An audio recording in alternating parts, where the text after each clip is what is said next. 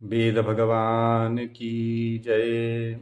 आप सभी सज्जनों का स्वागत है। एक सज्जन ने मुझसे यह प्रश्न पूछा कि ये वेद शाखा क्या है। वेद एक है अथवा चार है, अथवा शाखा ही वेद है, या वेद शाखा वेद से संबंधित शाखा है। तो इस प्रकार से उन्होंने मुझसे प्रश्न किया। उसका समाधान भी मैंने उनको दिया था। आप समस्त सज्जनों के लिए यह पुनरपि मैं ये विषय यहाँ प्रस्तुत कर रहा हूँ। चरण व्यूह सूत्र अनुसार वहाँ ये विषय कहा गया है कि अमुक वेद की अमुक संख्या तुल्य शाखाएं हैं।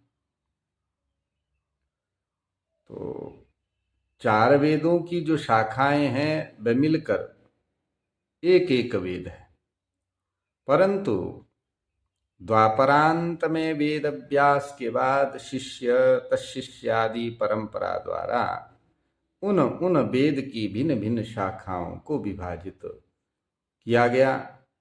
कल्पांतरों में अध्ययनादि द्वारा उसका विस्तार होता रहा। शिष्यादि की उत्तर परंपरा जिस कुल में प्राप्त होती आ रही हो, उस कुल की वही पारंपरिक वेद शाखा जो है मान्य हुई। द्वापर से पहले वेद शाखा का भेद नहीं था, वेद एक ही था।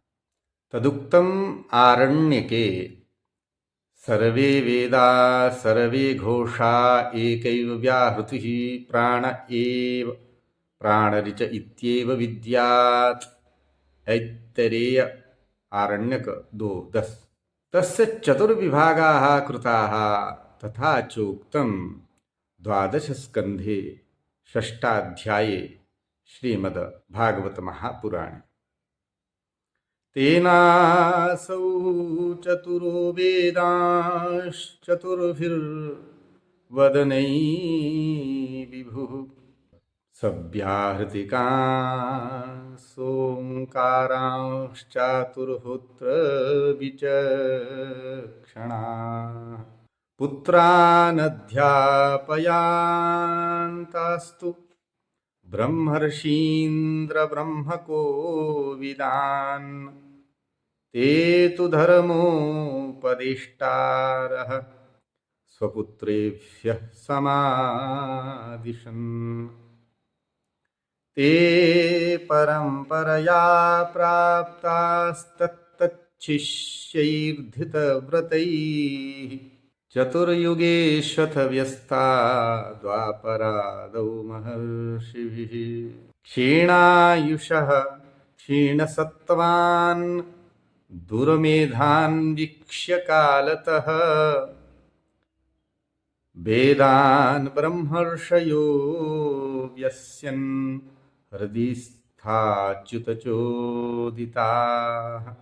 अस्मिन्नप्यन्तरे ब्रह्मन् भगवान् लोकभावनः ब्रह्मेशाद्यैर्लोकपालैर्याचितो धर्मगुप्तये। पराशरा सत्यवत्यामंशांशकलया विभुः अवतीर्णो महाभाग वेदं चक्रे चतुर्विधम् इत्यादि रूप से जो है वहाँ विचार किया गया है।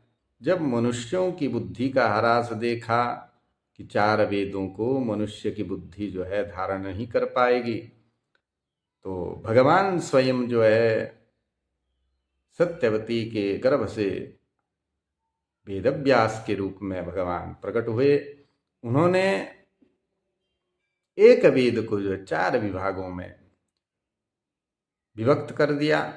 तदनंतर जो जो शाखाएं जिस जिस वेद की जिस जिस शिष्य के परंपरा से हमारे तक पहुंची है, वही वही वेद शाखा जो है हमारे लिए होती है और जो हमारी वेद शाखा है वो वेद ही है। इसलिए स्वाध्यायोध्येतव्यः, इस श्रुति वाक्य में स्वाध्याय शब्द से अपनी वेद शाखा का प्रथमतः अध्ययन करने का जो है विधान किया गया है। तदनंतर आप दूसरे वेद की शाखा को भी पढ़ सकते हैं। ऐसा आप सब समस्त सज्जन इस विषय को समझे, जाने और अन्य भी प्रचारित करें। आप सबका मंगल हो। हर नमः पार्वती पतये, हर हर महादेव। जय श्री राम।